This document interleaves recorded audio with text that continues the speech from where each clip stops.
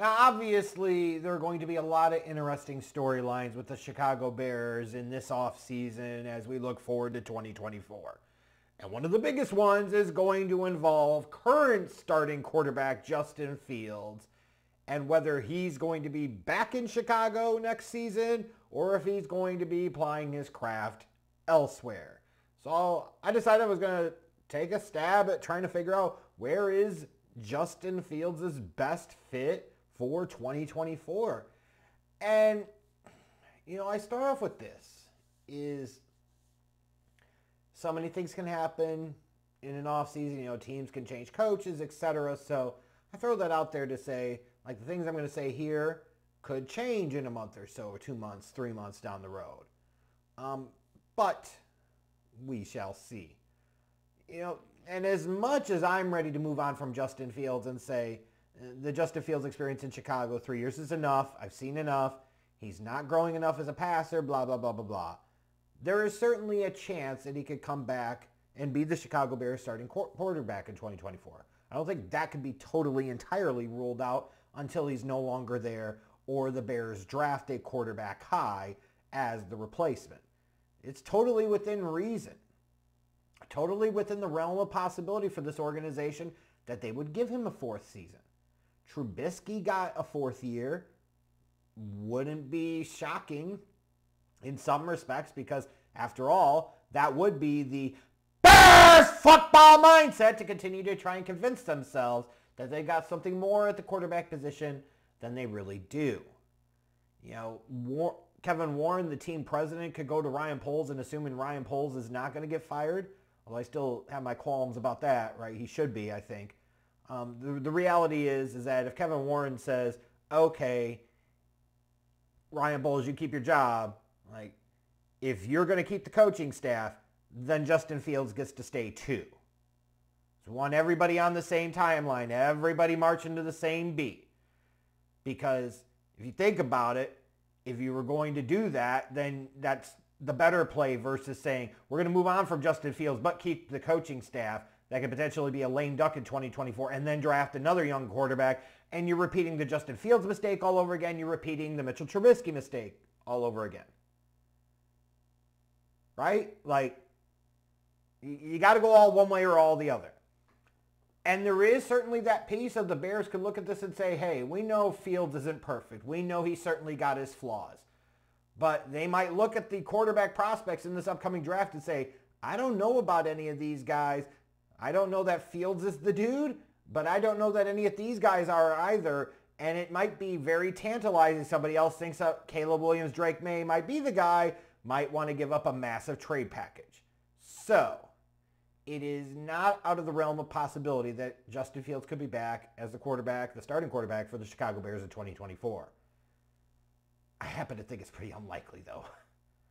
And to me, why would Ryan Poles continue to tie himself if he's going to still be there? Now, if there's a new general manager and new coaching staff, Justin Fields is gone.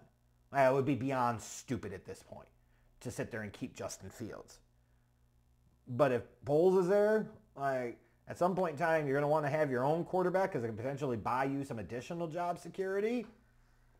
So he could come back, but I would put the odds at less than 20% right now, talking about Fields coming back to the Bears.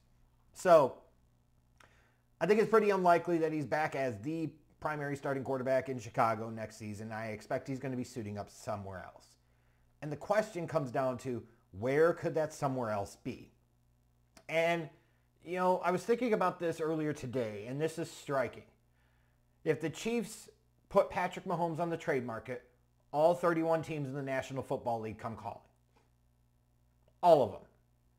Well, the Bengals, the Bills, yes, they would come calling. Mahomes is the best in the league at the most important position in the game. If Patrick Mahomes hits the trade market, imagine the offers they would get. You probably can't even fathom the number of draft picks that would be involved in some of the offers that the Chiefs would be given. However, when you look at Justin Fields, and then maybe you're going to say it's an unfair comparison because Patrick Mahomes, if he never plays another game in the NFL, is a first ballot Hall of Famer. And he absolutely is. Justin Fields is not that, is never going to be that. That is absolutely true. However, when you think about a guy that is just starting to enter his mid-20s, only 3 years in the league, if he hits the open trade market, how many teams are trading for him as a starting quarterback? You can count it on one hand, the number of teams, and probably only need a couple of fingers. Real talk. I mean, let's look around the league and see like viable, realistic options. You might throw out there somebody like the Washington Commanders, and I might say, okay, how likely is it that a new regime would want to tie themselves to Sam Howell, because we're assuming Ron Rivera is going to get fired. Maybe general manager Martin Mayhew would as well. How likely is it that a new regime would want to trade for Justin Fields, especially if the Commanders are picking in the top 5? If they're that close to being able to get a young quarterback that they could build around, why wouldn't they want to do that instead? Like, why would you take on a Justin Fields who then, even if you pick up the 5th-year option, you're 2 years away from potentially having to pay him massive money? I just don't buy it. You know, with the New England Patriots, it would feel really weird to challenge or replace Mac Jones with somebody else from the same draft class than Justin Fields. You know, for the Patriots, it sure feels like right now that there could be changes. Belichick could be gone. And if so, you would think that somebody else in charge would want to draft their own quarterback and start over. Again, I just don't see where Justin Fields fits or makes a whole lot of sense there. Now, a team that he could make sense for, but as a backup, is the Baltimore Ravens. He would be the perfect backup for Lamar Jackson if you really think about it.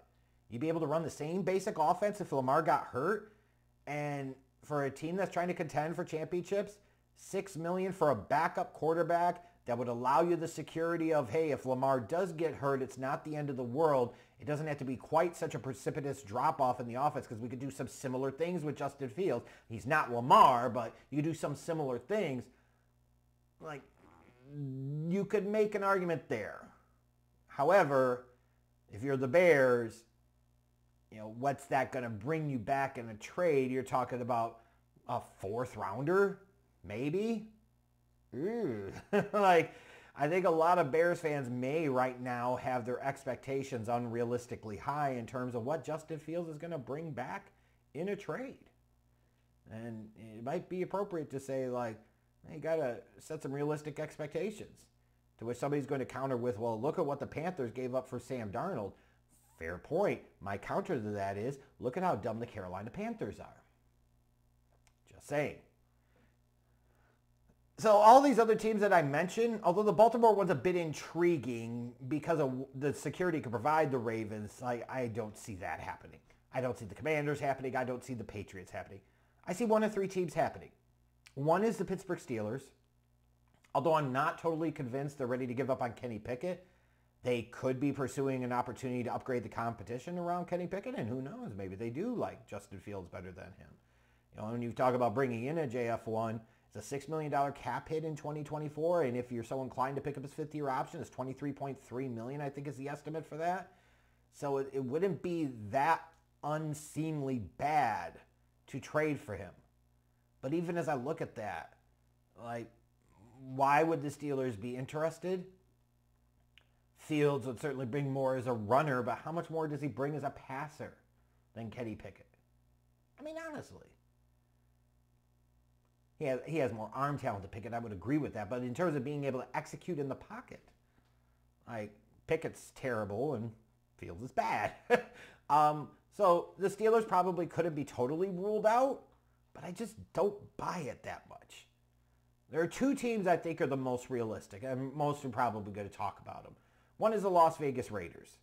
I think he could really be in play if Jim Harbaugh was hired, because Harbaugh's thing throughout his career in the NFL with Alex Smith, with Colin Kaepernick, was not developing elite passers. It was maximizing flawed quarterbacks. And that's what Justin Fields is. He's a very talented, very flawed quarterback. So if you're the Raiders, and especially if you win just enough games where you're down in the 10 to 12 range in the draft, you may not feel as much of an appetite to go up big and trade up for a quarterback. Although I think they should be interested in that, right? They might not want to do that. But you hire somebody like Harbaugh, And all of a sudden, the Justin Fields stuff makes a little more sense. He fits the kind of profile and type of quarterback that Harbaugh has worked with at the NFL level and gotten the most that he could out of. And you bring him into Las Vegas, and assuming they didn't trade Devontae Adams, he's still there. Hunter Renfrow would still be there. Michael Mayer would be there. So you would have some infrastructure in place, some weapons in place for Justin Fields. So I think the Raiders are an option. I think the one that everybody's going to point to, and it feels like the most reasonable option right now, is the Atlanta Falcons. It's going to be a very popular prediction, understandably so. I think a lot of it ties into him being a former Georgia kid and even at one point committing to Georgia before he eventually, after his freshman year, he transferred to Ohio State in part because of the incident that happened when he was on the baseball team. But that's not the only reason, right? Atlanta's looking for a guy that could come in with some experience with the young weapons that they have that are all still on the rookie scale contracts, and Kyle Pitts and Drake London and Bijan Robinson, and where the Falcons are potentially going to be drafting coming up in April. Again, are they going to be satisfied with the young quarterback that could be there? Are they really going to have a huge appetite to move up big for one? Although I think they certainly should be entertaining it. They may look at it differently, especially if for some unknown reason they decide Arthur Smith needs another fucking year. They might say, hey, the way that Desmond Ridder was utilized, ... Justin Fields is better at that, and I would absolutely agree. If that's what he wants to do, so be it. Maybe he wants to try and make Justin Fields a Tannehill type of quarterback. It feels like the situation where if Arthur Smith did come back, they'd be really desperate, and they might say, hey, Arthur Smith, what do you want to do at quarterback? And be like, I want to work with Justin Fields. I feel like he's going to be going into his fourth year. You put him into a situation with some good weapons, ... Even as I think about the Falcons one, I'm like, oh my God, you'd be sending them from frickin' put him up, Bears football. I'm the offensive coordinator. I've got courage. We're going to work around Justin's strengths. 1st to 10, halfback pitch. To working with Arthur Smith. That's like going from one side of hell to the other as a young quarterback.